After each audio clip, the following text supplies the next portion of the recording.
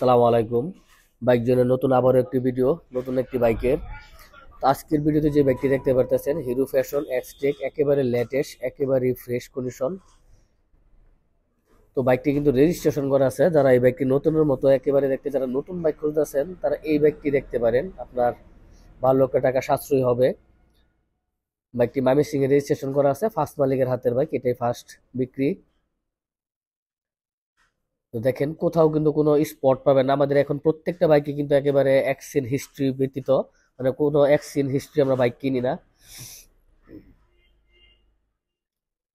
মানে বাইকটা দেখতে একেবারেই নতুন, বুঝতেই তো পারতেছেন একেবারে লেটেস্ট বাইক।